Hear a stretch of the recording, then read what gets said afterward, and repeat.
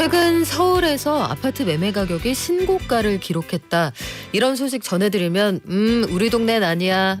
강남 얘기야. 이렇게들 말씀 많이 하셨는데 강북에서도 신고가 거래가 늘어나고 있다고 합니다. 그리고 지난달에 매매가 좀 늘었다 했는데 생애 최초로 집을 장만한 분들이 많았대요. 전세대란 얘기는 점점 좀 심각해진다. 전세 매물이 너무 귀하다. 이런 얘기 나오는데요. 현장을 발로 뛰고 오시는 부동산경제연구소 김인만 소장에게 물어볼게요. 안녕하세요. 안녕하세요. 소장님, 진짜 요즘에 강북에서도 아파트 신고가 거래가 많아요? 최근에 늘어나고 있습니다. 이게 신고가 같은 경우에 이제 우리가 좀 뉴스를 잘 봐야 되는데 네. 뭐 엄청나게 2021년처럼 너도 나도 모든 아파트들이 다 신고가가 나오는 건 아니고요. 우리가 이제 강남에만 신고가가 나온다라고 생각했는데 최근에 나온 이 이야기를 보면 이제 승북구 같은 경우는 서울에 4월 거래량이 3월이 4건이었는데요. 4월이 신고가가 12건 정도로 늘어났습니다. 그래서 비교적으로 상대적으로 늘어난 건 사실인데 이게 12건 신고가가 이제 성북구의 뭐 모든 아파트를 대변한다라고 볼 수는 없는데 뭐 중랑구도 그렇고요. 영등포, 노원구도 전체적으로 상대적으로 좀 늘어나고 있다라는 측면에서 본다면 선호단지들 위주로 좀 거래가 좀 이루어지고 있다라고 우리가 알고는 있어야 될 것 같고요. 강남 쪽에는 뭐 여전히 뭐 워낙 근데 거래가 되게 빈번하진 않습니다. 대치동 레미안 대치팰리스 같은 경우는 큰 평수죠. 전용 151제곱미터 같은 경우는 47억 9천만 원 거래가 됐는데요. 작년이죠. 3년 7월이 44억 5천에서 3억 정도 올랐는데 이걸 가지고 또 굉장히 많이 올랐냐라고 하면 또 면적 자체가 또 대형 평수이기 네. 때문에 그렇고요. 압구정은 또 원래 또 계속 신고가 나오던 지역이기 때문에 한 몇 달 전보다는 분위기가 좋아진 거는 사실이다. 그리고 신고가 거래 건수가 늘어난 것도 사실이다. 하지만 2021년처럼 대부분의 아파트들이 신고가가 나오고 있는 건 아니다. 이 정도 이해를 하시면 될 것 같습니다. 아니, 이게 좀 희한한 게 매매가 잘 안 되는데 신고가는 어떻게 나오죠? 일단 집주인들 입장에서는 호가를 내리지 않습니다. 그렇죠. 그거야 파는 사람이야. 너나 그렇죠. 나나 비싸게 팔고 싶을 거 아니에요. 마음은 비싸게 팔고 싶죠. 그래서 하지만 누가 그 가격을 가격에 내리지는 사줘야 않는데 될 텐데. 가끔 그 가격을 따라오는 수요자들이 나오고 있습니다. 많은 수요자들이 나오는 건 아니고 네. 한 개, 두 개가 지금 나오고 있는데요. 그 수요자들이 이제 어떤 분들이냐면 실수요자들 뭐 내 집을 팔고 또 조금 전에 바깥에서도 이제 질문 하나 받은 게 지방에 있는 광역시에 살고 있고 서울에 살고 있는데 광역시를 팔고 서울로 가도 되느냐 뭐 이런 분들이죠. 이런 분들 같은 경우는 어차피 내 집을 팔았기 때문에 하나 사긴 사야 되고 상급지라고 생각하는 서울에 신고가라도 어차피 내 집을 팔았기 때문에 사는 분들이 늘어나고 있고요. 또 30대들도 최근에 거래량이 좀 늘어나고 있습니다. 그러면 저가이기 때문에 거래가 된다 이건 아니네요. 저가라고 지금 저가는 없습니다. 네. 실제로 현장에 가보면 이제 급매물 주세요라고 하면 이제 급매물의 기준이 나와 있는 매물 중에서 가장 저렴한 걸 이야기하는 거지 작년 초 정도의 급매물은 찾아보기 어렵기 때문에 급매물이어서 거래가 되는 게 아니고요. 집주인들이 호가는 부르는데 몇 명이 그 호가를 따라가고 있는 것입니다. 야, 그럼 분위기가 분명히 조금 달라지고 있다 이런 조금 생각이 달라지고 있습니다. 드는데 이게 서울 아파트 가격의 상승세가 처음에 2주, 3주, 4주 이러다가 저 한 6주, 7주째인가요? 서울은 그렇습니다. 이게 강남과 마용성을 넘어서 서남권으로 확산되고 있다. 소위 우리가 금관구라는 단어가 생겼잖아요. 네네. 금천, 관악, 구로 이쪽으로도 상승세가 번지고 있다고 하는데 얼마나 회복이 됐습니까? 이게 용어 자체가 이제 서울에 계시는 분들은 다 알고 계실 텐데 이제 금관구라고 하면 서울의 25개 구 중에 이제 구입니다. 관악구, 금천구, 구로구인데 상대적으로 좀 약세 지역이긴 합니다. 우리 노도강이라고도 하잖아요. 노원구, 도봉구, 강북구는 네. 서울의 북쪽에 위치하고 있고요. 이 금관구는 남쪽에 서남쪽에 좀 위치하고 있는데 상대적인 약세 지역임에도 불구하고 최근에 또 약간 신고가 거래들이 늘어나고 있는데요. 뭐 신도림, 대림 1, 2차 아파트 같은 경우는 지난달이 8억에 거래가 됐는데 이번 달이 8억 4천 정도 살짝 올랐고요. 금천구 벽산 아파트도 뭐 조금 소폭 회복을 했는데 거래량을 보더라도 작년 12월에 구로구가 83건에서 올해 142건으로 좀 늘어났고요. 금천구도 33건에서 37건 조금씩 늘어나고 있는데 저는 신생아 특례 대출 영향이 큰 것 같습니다. 신생아 대출 이제 요건이 9억 원 이하잖아요. 9억 원 이하 주택 같은 경우는 서울 마용성이나 강남 3구는 현실적으로 불가능한 숫자고요. 최근에 그런 트렌드도 좀 있더라고요. 이게 저 같은 기성세대들은 이제 돈에 맞춰서 네. 9억 원 이하면 지역을 좀 더 좋은 지역으로 가더라도 아파트를 좀 더 안 좋은 아파트를 선택할 수도 있는데 네. 요즘 젊은 분들 또 2030들 MZ 세대들 보면 또 그렇지는 않더라고요. 아, 이게 신축 우선. 신축 우선의 아. 삶의 질도 굉장히 중요하게 생각을 네. 하고 있기 때문에 뭐 마용성에 굉장히 안 좋은 나홀로 아파트에 가느니 차라리 금강구나 노도강에 좀 살만한 괜찮은 아파트를 선택하겠다라는 분들도 있기 때문에 그런 지역의 9억 이하 아파트들이 거래량이 좀 늘어나고 있는 것 같습니다. 입지와 물건을 선택하는 기준이 좀 다르다. 최근에 대학가 가보면 좀 네. 재미있는 현상이 있는데요. 뭐예요? 이제 애들 방 구해주러 가잖아요. 그렇죠. 자녀분들 이제 뭐 집에서 출퇴근은 아니고 통하기 힘든. 음. 그러면 부모님들은 옛날 생각을 하세요. 이제 원룸 방 하나 구해. 네. 한 50만 원, 60만 원짜리 해라고 하면 그것도 애는 허리가 휜다고요. 부모님은 휘는데 애는 네. 아빠 나 여기 어떻게 살아라고 여기를 구해주는 거야. 방 엄마, 2개짜리 어떻게 해줘라는 살긴? 현상이 현장 부동산에서도 빈번히 발생하고 있다라고 합니다. 어허, 방 2개짜리 이거 좀 어려운데요. 오늘. 1.5룸, 2룸짜리. 왜냐하면 네. 또 그 젊은 분들은 부모님 집에서 아파트에서 굉장히 편하게 편히 살고 살다가 물질적 풍요를 굉장히 누리고 살았기 때문에 그냥 원룸을 지금 쳐다보면 약간 삶의 질이 떨어지는 것 같은 기분이 좀 드는 거죠.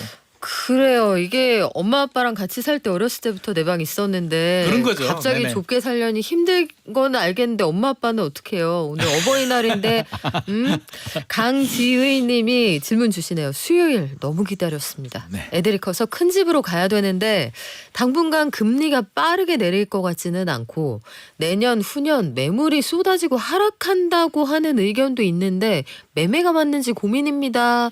이렇게 의견을 주셨어요. 일단 실수요자잖아요. 네네. 제가 볼 때는 실수요자 같은데 사실 뭐 지금 이야기가 분분합니다. 부동산 전문가들 사이에서도 네. 기다려라는 분들도 있고 아니라고 분들이 있는데 일단 요거부터 질문 저는- 드릴게요. 25년, 26년에 매물이 쏟아지고 하락한다는 얘기는 어디서 나오는 거예요? 일단 매물이 쏟아진다는 거는 저는 공감할 수가 없고요. 저도 요거는 이거는 처음 좀 들어보는 이게 얘기인데. 정보의 오류 같습니다. 네. 어느 지역인지는 모르겠으나 매물이 쏟아지는 건 아니고요. 오히려 공급 물량은 줄어듭니다. 네. 물론 공급 물량이 줄어든다고 또 바로 집값이 올라가는 건 아닌데 우리가 이렇게 혼돈의 상황일 때는 저는 그냥 기준가 원칙을 따라가라. 기준가 원칙이 뭡니까? 네. 실거주, 실소유 목적이라면 너무 고민하지 마시고요. 그냥 자금에 맞춰서 또 필요하잖아요. 우리 애들을 위해서 필요하다면 저는 상급지로 갈아타는 거는 언제든지 뭐 큰 평수라든지 상급지로 갈아타는 거는 언제든지 찬성이고 생각해야 될 건 갈아타고 나서 바로 집값 올라야지 뭐 이런 생각은 잠시 내려두시고 부동산 시장은 그렇게 움직이지 않아요. 그렇죠. 3년 네. 5년 정도 그냥 두고 잘 살다 보면 반드시 올라가 있습니다. 너무 걱정하지 않으셔도 됩니다. 부동산을 이렇게 주식하는 마음으로 바라보시면 조바심이 나서 안 그건 됩니다. 굉장히 힘듭니다. 그래서 물렸다 이런 표현은 적합하지 않은 것 네네. 같아요. 자, 최근 시장을 저점이라고 보고 매수하는 사람이 좀 늘어난다. 이런 주장도 있고 말씀하신 것처럼 사실 부동산 시장에서는 정책이 정말 큰 영향을 미치잖아요. 네네. 신생아 특례대출 이런 것들이 영향을 미쳤다. 이렇게 보이지만 하반기는 몰라. 하반기는 너무 불안해. 이게 지난주에 오신 우리은행의 함영진 선생님 의견이었거든요. 네네. 자, 여기에 대해서 우리 소장님 의견은 어떠십니까? 저도 일정 부분 공감하는 부분이고요. 최근에 뭐 전문가 3인 뭐 인터뷰 기사도 나왔는데 저도 대체적으로 다 공감을 합니다. 올 하반기는 뭐 박스권 갖추겠다라는 이야기는 뭐 저도 하는 이야기고요. 뭐 전세 가격은 당연히 상승을 하는 것 같고 중장기적으로 본다면 일단 금리 인하에 대한 뭐 불확실성이 지속이 되고 있는데 미국 이야기는 매일매일 달라지더라고요. 뭐 올라간다라고 했다가 아니라고 했다가 어느 장단에 춤춰야 될지는 네. 모르겠는데 저는 신경 안 쓰기로 했습니다. 내려야 내리는 거다. 그렇게 바라본다면 우리가 좀 긴 호흡으로 좀 바라볼 필요는 있을 것 같고요. 앞서서 이제 좋은 말씀 해주셨는데 마치 우리가 지금 주식 코인에 좀 익숙해져 네. 있어가지고 부동산을 주식 코인처럼 생각을 하는 경우들이 있는데 그러지 마시고 길게 본다면 숲을 본다면 사실 지금 이상한 상황은 아니거든요. 2021년까지 굉장히 길게 많이 올랐기 때문에 이제 2년 반 조정이 되고 있는데 뭘 그렇게 또 우리가 불안해 하겠습니까? 좀 긴 안목으로 본다면 자연스럽게 터널을 통과하는 중입니다. 그렇게 생각하시면 좀 마음이 편하지 않나 싶습니다. 그래요. 세금만 생각해도 이게 그때그때 가볍게 움직일 수는 없단 말이죠. 맞습니다. 근데 전세 시장에서는 정말 실수요자들이 지금 애가 탄다 이런 얘기가 나옵니다. 일단 서울 아파트 전세 가격이 50주 이상 지속적으로 오르고 있다. 임대차 계약갱신 청구권 사용해서 2+2 4년 채우는 분들이 올해 만기가 많대요. 이 맞습니다. 전세 괜찮을까요? 전세는 괜찮지 않습니다. 괜찮지 않다고 말씀드리는 게 이제 아파트 전세 얘기를 네. 하는 거고요. 이제 빌라라든지 비아파트는 좀 다른 시장입니다. 굉장히 어려운 상황인데 아파트 전세는 지금 계속 올라가고 있네요. 올라갈 수밖에 없습니다. 이거는 이상한 현상이 아니고요. 사실 전세 가격이 떨어진 걸 많이 우리 안 봤잖아요. 전세 가격 언제 떨어졌을까요? 2022년 금리 많이 올라갔을 때. 한 10년 전에. 10년 전에. 10년 전에 그리고 또 입주 역전세가 물량 많이 나올 때. 입주 물량 많을 그럴 때. 때죠. 그러니까 예. 전세 가격은 물량이 많이 나올 때 그러니까 전세 공급이 과잉이 될 때 떨어지고요. 두 번째는 2022년처럼 금리가 많이 올라서 대출이자 부담이 너무 커. 나 그냥 월세로 갈래. 그렇죠. 할 때 떨어지는데 지금 상황을 보면 두 가지가 다 아니거든요. 그러면 전세 가격이 떨어질 원인을 찾을 수가 없습니다. 올라갈 일만 남았다는 건데요. 시장의 수요자들 같은 경우는 매매 시장이 신고가가 몇 개 나오기는 하지만 많은 분들이 막 거래를 하는 건 아니잖아요. 불안하게 되면 매매 수요가 전세로 좀 전환되는 부분도 있고요. 빌라 전세 시장이 또 깡통 사기, 전세 사기 우려가 크니까 아파트로 유입이 됩니다. 수요는 늘어나는데 공급 물량이 부족하기 때문에 전세 가격 올라가고요. 설상가상으로 이제 2+2 계약갱신 청구가 2020년 7월 31일 날 시행됐잖아요. 이제 2+2 4년이 이제 올해 7월입니다. 그렇군요. 얼마 안 남았네요. 얼마 안 남았습니다. 네. 그러면 주인 입장에서는 4년 전에 이제 했고 5% 제대로 못 올렸고 이번에 안 올리게 되면 또 4년이 지나가는 거잖아요. 8년 동안 못 올리니까 이번 기회에 앞으로의 4년 상승분을 또 반영을 해서 올려야 되는데 마침 공교롭게 지금 시장 상황이 공급은 부족하고 수요는 늘어나는 추세이기 때문에 세입자들이 걱정하는 부분은 그거죠. 집주인들이 그냥 올리는 게 아니라 좀 과도하게 올리는 거 아닐까. 그러면 내가 다른 데로 가야 되는데 매물은 부족하니까 현실적으로 올려줄 수밖에 없다라는 초조한 마음이 반영이 되고 있는 것 같고요. 이게 6개월, 1년 지나면 해결될 문제냐고 하면 저는 그렇지 않은 것 같습니다. 왜 그렇죠? 내년이면 입주 물량 늘어날까요? 지금 안 또 늘어나요? 안 늘어나죠. 특히 서울 같은 경우는 이제 재건축 재개발 정비 사업을 통해서 공급을 해야 되는데 지금 잘 안 나오고 있죠.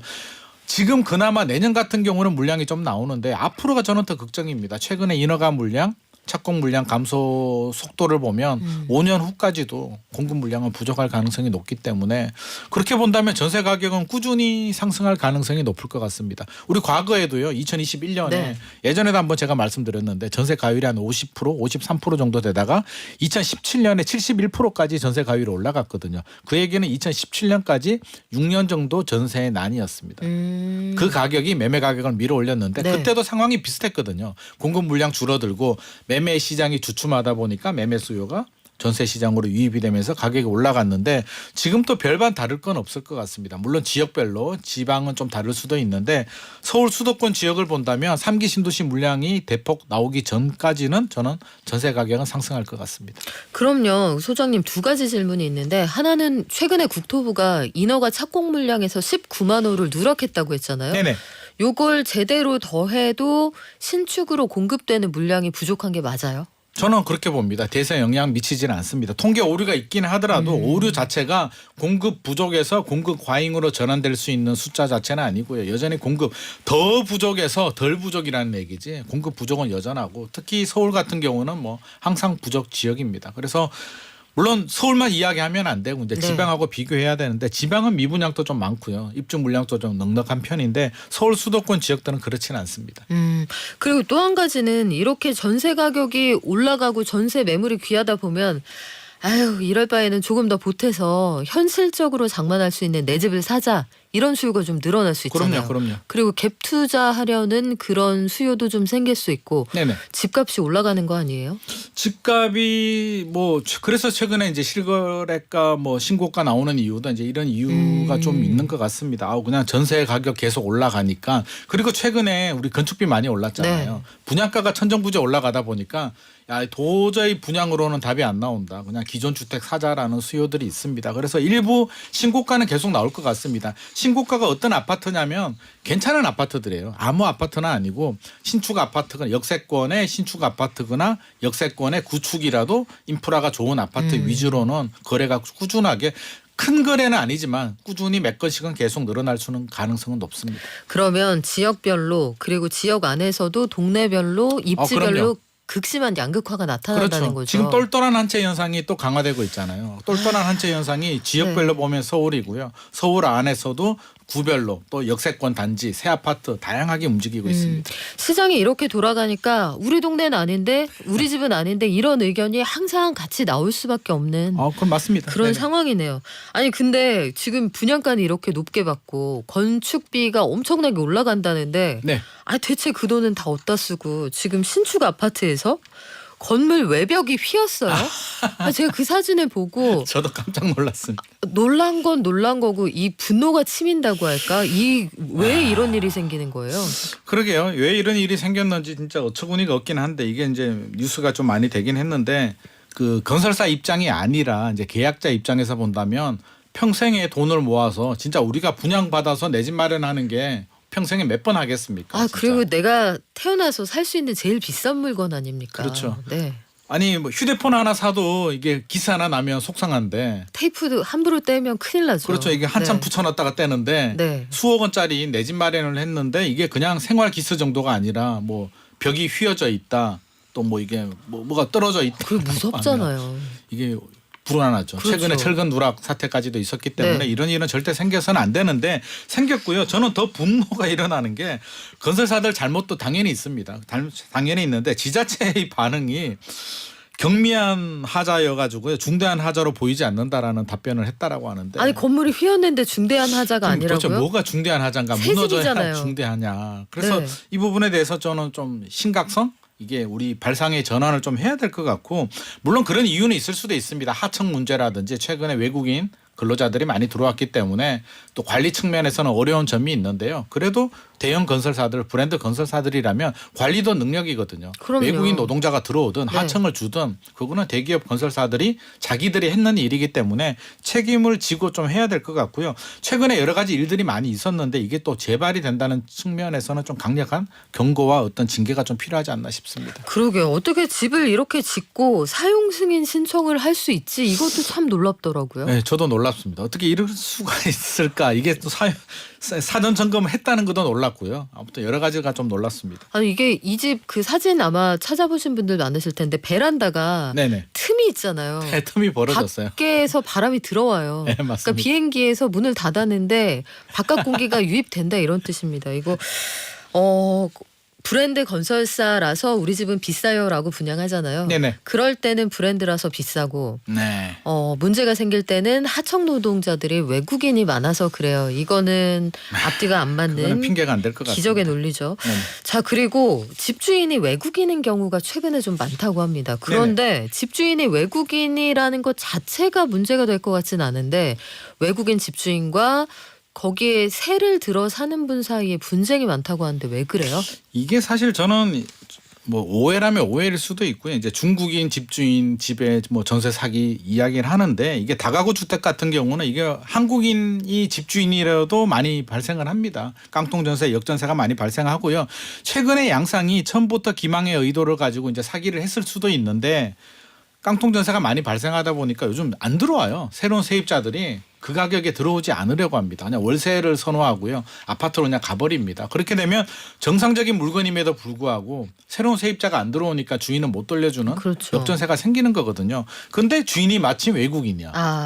그러면 이제 더 증폭하는 거죠. 외국인 못 믿겠어라고 하는데 저는 이 외국인 중국인의 문제라기보다는 지금 우리의 그 비아파트 신축 빌라 시장의 전세 신뢰가 무너졌다. 이 문제를 단편적으로 보여주는 문제이고요. 외국인이라고 해서 무조건 불안해할 필요는 없습니다. 법적으로 돈 다 주고 사셨기 때문에 그냥 우리가 기본과 원칙에 충실할 게 최선인 것 같습니다. 전세 가율 보시고요. 네. 또 집주인이 뭐 세금 체납 정보가 있는지 또 우리 등기부 등본 확인하시고 선순위 근저당이 있는지 보증보험 반드시 가입을 해야 되고요. 우리가 알고 있는 최선의 예방책은 우리가 그냥 스스로 잘 준비하는 방법밖에 없을 것 같습니다. 그리고 집주인들도 그 세 내놓으실 때 이 전세가율 높게 받고 싶겠지만 요 그렇죠. 내줄 때 생각해서 항상 뒷일을 생각해야 되는 그런 시장입니다. 하고 지금이. 집주인들도 좀 생각을 해야 될 게 전세 가격은 뭐 그냥 그런 돈이 아니라 세입자한테 빌린 돈이기 때문에 그렇죠. 무이자 대출이죠. 무이자 대출해 준 네. 건데 당연히 갚아줘야 될 돈입니다. 그래서 좀 책임감을 가지고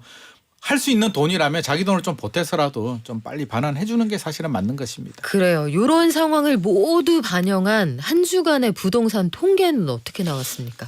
통계가 이제 현장 분위기하고 좀 안 맞을 수도 있는데 안 맞을 수도 있다. 통계는 통계인데요. 네, 한번 통계만 들어볼게요. 보면 보합입니다. 4월 5주차를 보면 전국은 마이너스 0.02%, 전주와 동일하고요. 서울은 0.03% 소폭 이제 상승을 유지하고 있는데 이 정도면 그냥 보합이라고 봐야 될 것 같은데 리포트 내용을 제가 소개해드리면 이해가 될 것 같습니다. 시장 불확실성에 대한 우려, 관망세가 지속이 되고 있고 간헐적 급매 거래가 되는 가운데 일부 지역 선호 단지는 상승 거래가 활발히 이루어지고 있다. 와 진짜 헷갈리네요. 라고 하니까 결국에는 앞서서 우리가 했는 이야기하고 똑같죠. 갈아타고 싶은 똘똘한 지역, 새 아파트 역세권에 괜찮은 인프라가 좋은 아파트 위주로 상승 거래는 이루어지고 있습니다.